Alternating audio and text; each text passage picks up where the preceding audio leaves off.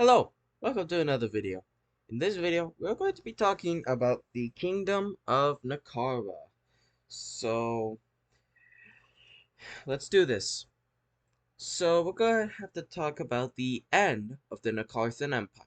As we all know, the Nakarthan Empire was an empire that started when the king Marsus of Naraka died, and the Numo family took over. Now there's a whole series on the rise and fall of the Nakarthan Empire. Go check that out if you haven't. But after 844 of the Second Era, when Krathen I seized the Nakarthan throne, he began a period of time in which the Nakarthan Empire declined. This was because of his many reforms, which were, to put it bluntly, terrible. This began a series of decline in which the Nakarthan Empire lost a great deal of territory.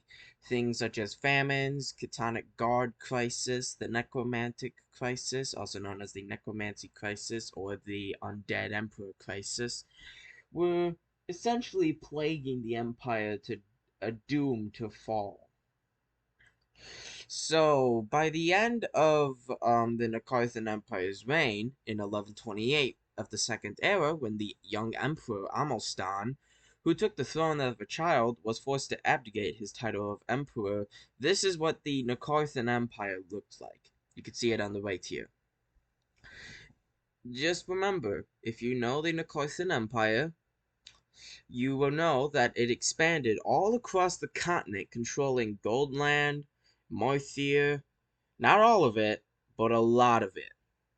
And now, by this point, they have been reduced to parts of Algamora and their mainland. So, Amostan was forced to abdicate the throne of emperor because basically his nobles demand him to. Now, why did they did this? Well, it was because for a long time the nobles had been gaining substantial amounts of power, and eventually they felt that such a highly revered title needed to go. So they reduced his title to Merusus, which would mean king. Give me a second.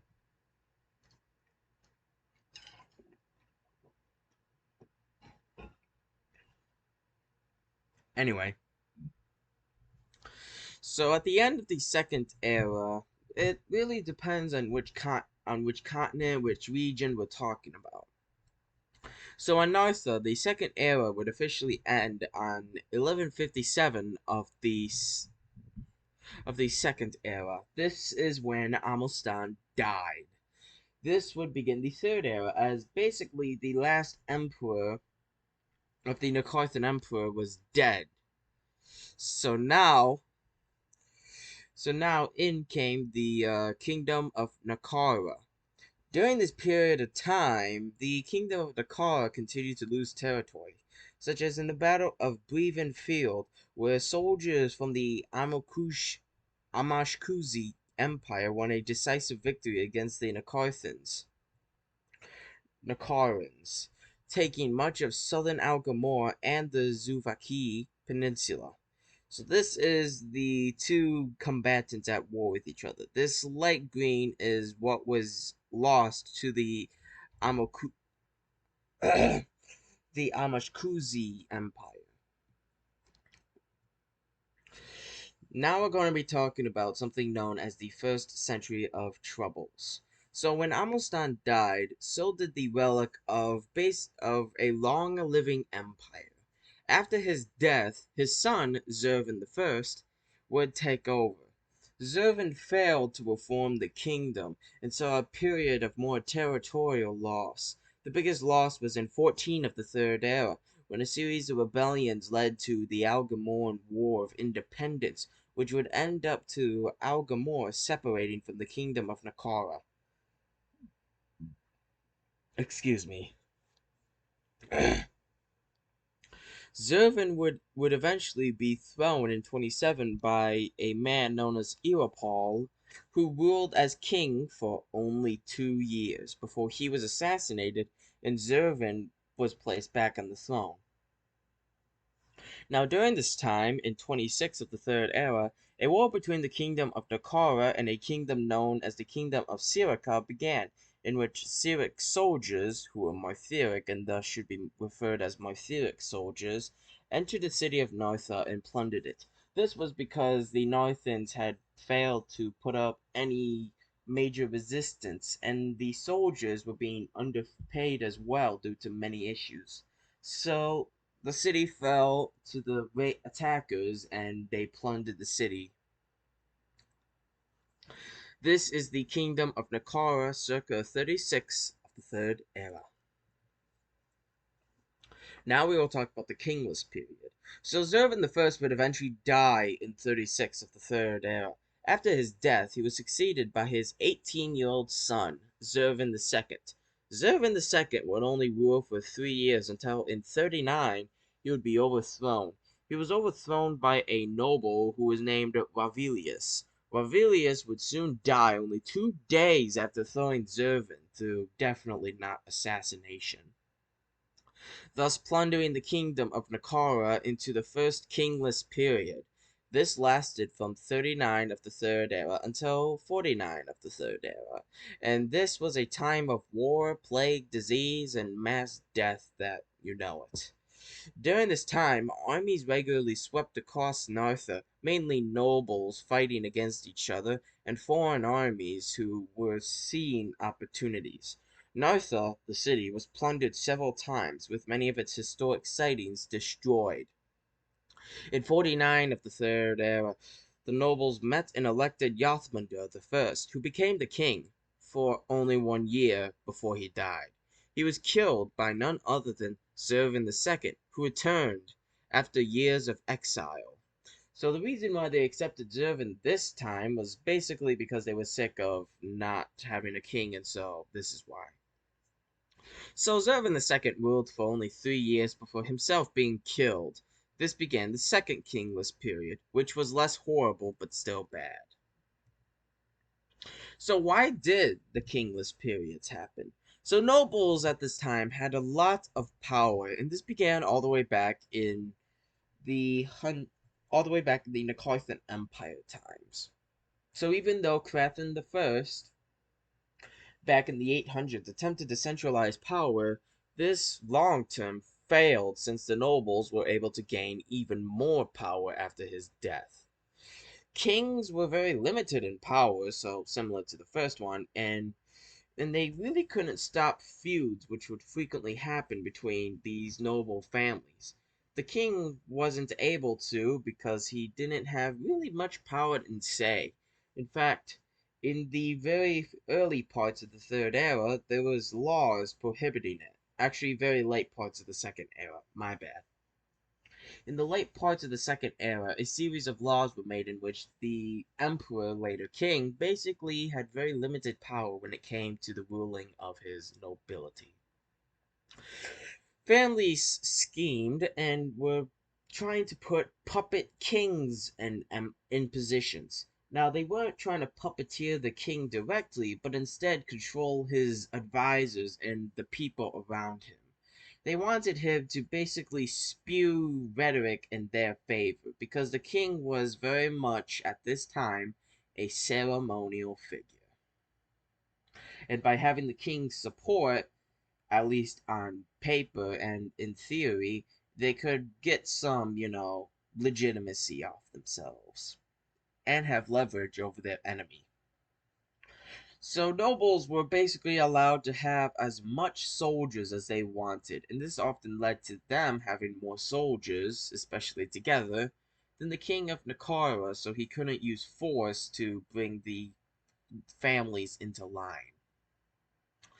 And generally, Northern politics at this time was a lot of backstabbing and power struggles and plots and all that stuff.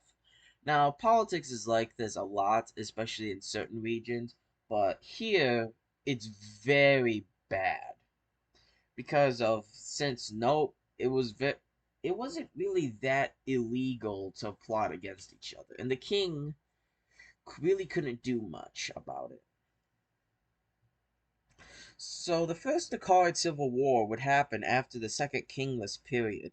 This is when Donica III and her successors would stabilize the empire, who would set up a new set of laws that limited the power of the king, but also prevented nobles from attacking each other. This is one of, if not the first constitution signed in the world, as it basically established in clear law the limits of like a king. However, it didn't do much to stop the feuding noble families who had overlapping claims to each other's land, and quite frankly, nobody listened to the Constitution, to this code of law. Constitution, yeah. And since the land of the nobility wasn't guaranteed to stay under the laws of Nakara, noble families often tried to steal other families' lands and protect their own. This created a divide within the kingdom where families rarely worked together, which created the divide in the kingdom, which would eventually explode into the First Nakara Civil War. And so while there was no war going on, the tensions were very high as noble families hated each other just as much as they hated their enemies. The Civil War started between the House of Scovin and the Numo family, but it quickly boiled down into four factions. The Numo family was focused on keeping its power. The House of Scovin wanted to place Styriga I on the throne. The House of Eskegin was trying to get a power grab and more basically, yeah. And then the House of Lumador was trying to seek independence or, at the minimum, increased autonomy. And so you could see the grave equals Numo and all that on the map. And this is like the height of the Nakaran Civil War. The Nakaran Civil War is complex, but to simplify, after some battles, the House of Scovin went on to march to Nartha. After making some concessions, the new king of Nakara, Zervin III, gathered a large army and defeated Styriga, killing him in the process. The war would rage on until 93 of the Third Era, when the Treaty of Jeratha, which gave the Numo family a great deal of power, while limiting that of the noble families, was signed. After the Civil War, Zervin spent the rest of his reign improving the kingdom by setting up tax administration, by building public works, and many more things. In 101 of the Third Era, he died, being replaced by his son, Hardvin I. So how did the Numo family win the Civil War? It had more professional soldiers, it had more support because of their history, because mainly they had more legitimacy because they ruled for eight, God knows how long. Let me think. 700, eight to 900 years of basically Nakaran, of Numo family rule. And the Numo family had more money to spare, so they could fund armies better. So, after the Civil War, the monarchy of the Kingdom of Nakara gained significant power. This began a period of time in which the nobility and the king were more equal, since before then the nobles had power over the king. The king was prevented, of course, from overstretch of his power, but he wasn't a controlled puppet. He actually controlled quite a bit of authority. However, the nobles were definitely much more restricted than what they could do before, and there were now new sets of laws which prevented internal fighting of nobles frequently. Thank you for watching. Now, I really appreciate each and every one of you to spend a small time of your day or night to watch my very far from perfect videos. I'm just very interested in sharing my fantasy world with you guys to see how you all think.